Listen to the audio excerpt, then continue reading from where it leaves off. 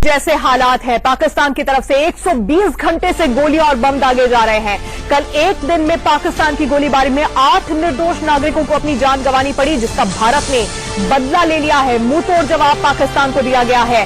भारत ने पाकिस्तान की 14 पोस्ट को तबाह कर दिया है। इस कार्रवाई में 2 पाक रेंजर्स ढेर हो गए हैं। सबसे बड़ी खबर इस वक्त यही है कि भारत ने पाकिस्तान की 14 पोस्ट को पूरी तरह से तबाह कर दिया है और 2 पाक रेंजर्स को ढेर कर दिया है। पिछले 120 घंटे से सीमा पर दहशत का माहौल बना हुआ है। आम नागरिकों को पाकिस्तान निशाना बना रहा है। भारत में सीमा से सटे गांवों को लगातार निशाना बनाया जा रहा है। एक दिन में 8 निर्दोष नागरिकों की जान चली गई और इसका बदला भारत ने लिया है। 14 पोस्ट को तबाह कर दिया गया।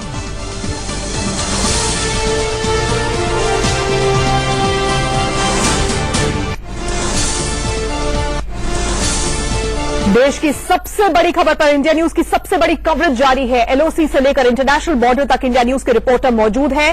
फायरिंग के बीच इंडिया न्यूज के रिपोर्टर्स आपको पल पल की रिपोर्ट्स दे रहे हैं। अजय, सुमित, राजीव, राजेश, विपिन लगातार ऐसे इलाकों में जहां पर इस वक्त बहुत ज्यादा माहौल खराब है वहां से रिपोर्टिंग कर रहे हैं, सिर्फ इसलिए ताकि आप जान सकें कि क्या हालात इस वक्त सरहद पर पैदा है। देखिए उनकी रिपोर्ट।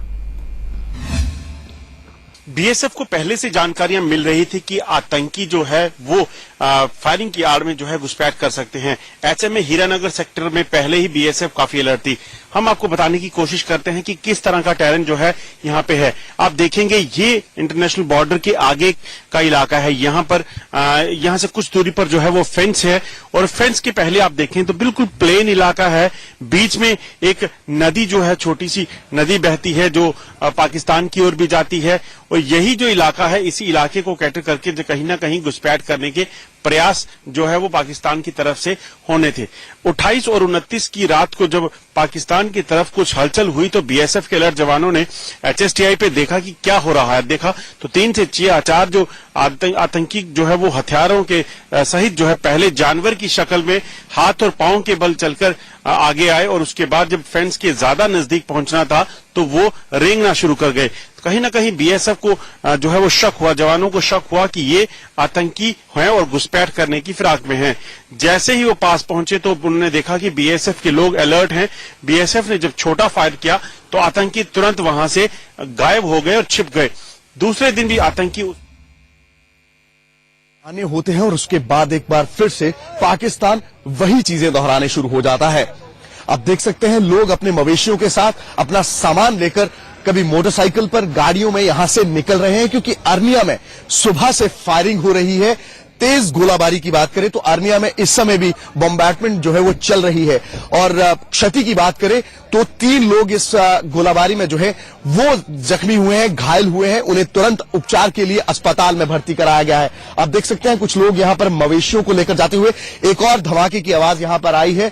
लगातार रिटेलिएशन बीएसएफ यानी कि जवानों की ओर से भी पाकिस्तान को माकूमल जवाब यहां पर दिया जा रहा है। लेकिन अगर बात करें यहां पर खौफ और भय लोगों के चेहरे, उनके दिलों में साफ देखा जा सकता है क्योंकि कल की बात करें तो कल काफी शांति रही थी दिवाली के बाद, लेकिन ये एक धमाका अभी हुआ है, बिल्कुल पास में हुआ है और जहां पर हम मौजूद हैं मैं कैमरामैन से गुजारिश करूंगा थोड़ा और पीछे हो लें क्योंकि यहां पर जो है वो फायरिंग रेंज है, मोटार और मीडियम गन का इस्तेमाल। एक और धमाका यहां पर लगातार सुबह अर्निया में सुबह से जो है वो गोलाबारी पाकिस्तान की ओर से की जा रही है। भारी क्षति, भारी नुकसान लोगों को यहां पर झेलना पड़ रहा है। कैमरा पर्सन रफीक खान के साथ ये मैं अर्निया में अगर बात करें इस समय जो है पास में गोलाबारी जो है वो यहां पर की जा रही है और अगर बात की जाए इस समय अर्निया की तो फायरिंग रेंज में हम मौजूद हैं और पाकिस्तान जो है वो अपने नापाक इरादों पर जो है वो बरकरार बना हुआ है। और इस समय अगर बात करें ये 3 धमाके जो है बिल्कुल पास, अर्निया के बिल्कुल पास में हुए हैं। यहां पर जो है यहां पर अगर बात की जाए ग्राउंड जीरो पर इंडिया न्यूज की टीम है और ये धमाके ज्यादा दूरी पर नहीं थे, बिल्कुल बेहद नजदीक धमाके हो रहे थे जिस वक्त विपिन अपनी रिपोर्ट कैमरे में कैद कर रहे थे। वैसे भारत पाक बॉर्डर पर तनाव के बीच इंडिया न्यूज भी बॉर्डर पर तैनात है। हमारे संवाददाता खतरे के बीच बॉर्डर से लगातार रिपोर्टिंग कर रहे हैं और पल पल की आपको जानकारी दे रहे हैं। जम्मू कश्मीर के नौगांव में एलओसी के पास इंडिया न्यूज संवाददाता सुमित चौधरी पहुंचे। यहीं से भारत ने सर्जिकल स्ट्राइक भी की थी।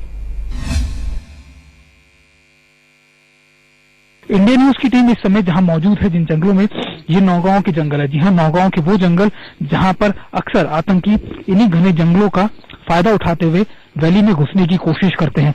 और मैं आपको बता रहा हूं कि किस तरीके से हम इस समय पेट्रोलिंग पार्टी के साथ हैं, और ये जो पेट्रोलिंग पार्टी है ये लगातार इन घने जंगलों में मूव कर रही है। और इसका काम है ना सिर्फ ये देखना कि क्या इन घने जंगलों का फायदा उठा के आतंकी किसी जगह घुस गए या फिर पनाहगाह तो नहीं लेते, या फिर अगर होते हैं तो उनको वहीं पर बर्बाद किया जा सके, उनको वहीं पर। और अगर आप मेरे सामने देख रहे हो तो आपको नजर आएगा कि पेट्रोलिंग पार्टी लगातार एलसी के ठीक पास है, और ये लगातार एलसी के उन हिस्सों के अंदर पेट्रोलिंग कर रही है या मूवमेंट कर रही है जहां पर इनको इनपुट्स मिलते हैं लगातार कि किस तरीके से यहाँ से जो आतंकी है वो घुसने की कोशिश करते रहते हैं। और हम इस समय इन्हीं घने जंगलों और मुश्किल हालातों में इन लोगों के साथ, खासतौर पर बीएसएफ के जवानों के साथ हम आगे बढ़ रहे हैं।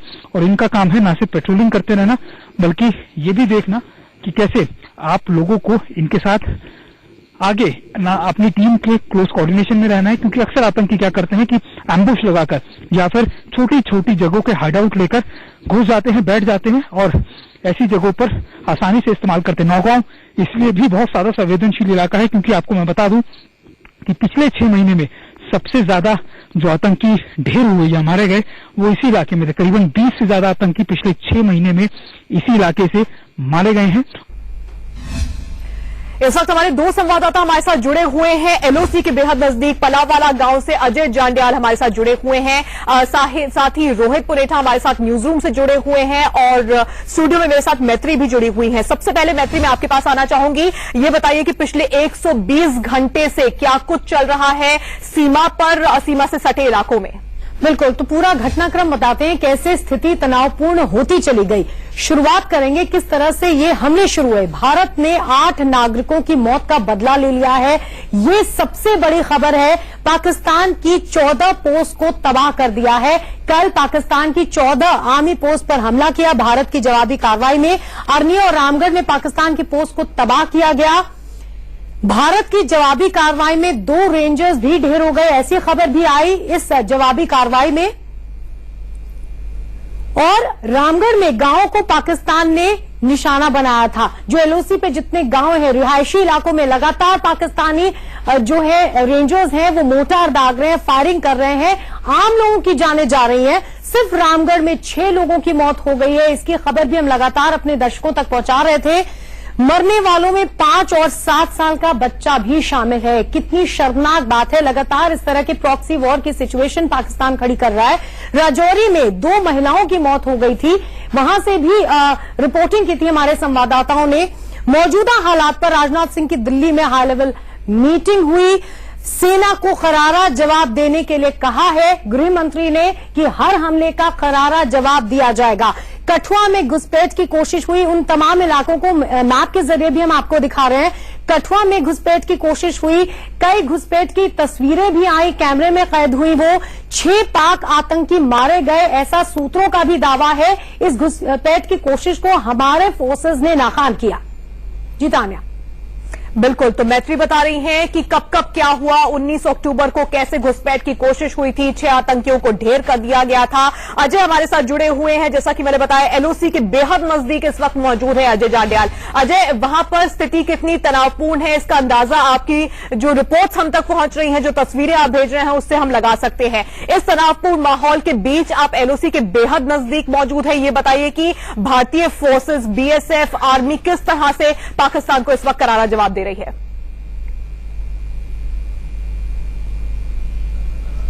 बिल्कुल, आपने सही कहा। जिस तरीके से यहाँ हालात बने हुए हैं वो बहुत चिंताजनक है। और लोगों की बात करें, पलावाला सेक्टर सबसे पहले बात करूं तो कल 2 दिन की शांति के बाद जो है बीती रात जो है एक बार फिर से यहाँ पे फायरिंग हुई और लगभग 4 से 5 मोर्टार शेल जो है वहां पे फायर हुए। और तनाव इतना था कि 2 दिन की शांति के बाद जब ये फायर हुआ उसके बाद जो लोग घरों में वापस अपने मवेशियों को देखने के लिए या बाकी चीजों को देखने के लिए गए थे वो एकदम से वहां से एकदम भगदड़ जैसी मच गई और वो लोग निकलकर पीछे कैंप्स में आ गए हैं और वापस कैंप्स में आकर रहने लगे हैं।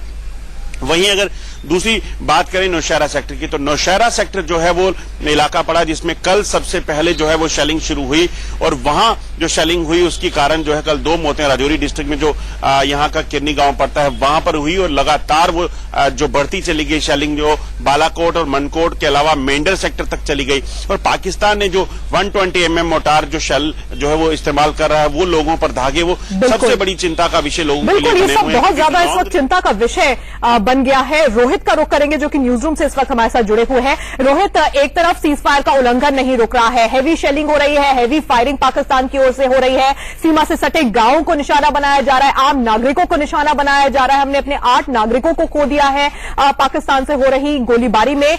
लेकिन इस सब के बावजूद पाकिस्तान सीमा पर भी इस वक्त युद्ध जैसी स्थिति बनाने की तैयारी कर रहा है, कैसे, हमें समझाइए। बिल्कुल, देखिए तानिया, मैं आपको बता दूं कि इनिशियली मुझे ये कहना होगा कि पाकिस्तान जो है एक इल्यूजन क्रिएट करने की कोशिश कर रहा है, क्योंकि अभी इस तरह की रिपोर्ट्स आई थी कि जो बॉर्डर पर जैसे इंडिया में बीएसएफ होती है, बॉर्डर सिक्योरिटी फोर्स, ऐसी पाकिस्तानी रेंजर्स होते हैं। जब युद्ध की स्थिति आती है तो ओवरटेक कर लेते हैं, जो सेना है वो रेंजर्स पीछे चले जाते हैं। लेकिन अभी इस तरह की रिपोर्ट्स आई हैं कि जो सेना है वो पाकिस्तानी रेंजर्स की यूनिफॉर्म में है और उन्होंने पूरी तरह से मोर्चा संभाला हुआ है। लेकिन रिपोर्ट्स आ रही है, इससे ये सारी चीजें क्लियर हो जा रही हैं। और सबसे बड़ी बात यह है कि हैवी एम्यूनिशन जो है वो इस समय बॉर्डर पर पाकिस्तान की ओर से आ रहा है। जो हाई प्रोफिशिएंसी हेलीकॉप्टर्स हैं वो इस वक्त बॉर्डर पर आ रहे हैं, हाई प्रोफिशिएंसी जो एम्यूनिशन है वो इस वक्त बॉर्डर पर आ रहा है। और आप ये देखिए कि जिस तरह के मोर्टार से फायर किया जा रहा है, इंडियन गांवों को जो निशाना बनाया जा रहा है जो बॉर्डर पर है, 82 mm कैलिबर का जो मोटार है वो पाया गया, 120 mm जो मोटार कैलिबर है वो पाया गया। इनकी रेंज अगर मैं आपको बताऊं तो 82 mm की रेंज लगभग 5 किलोमीटर के आसपास होती है एयर रेंज, और 120 mm की बात करूं तो लगभग 7 से 7.5 किलोमीटर रहती है। बिल्कुल, तो इससे अंदाजा लगा सकते हैं बॉर्डर पर भी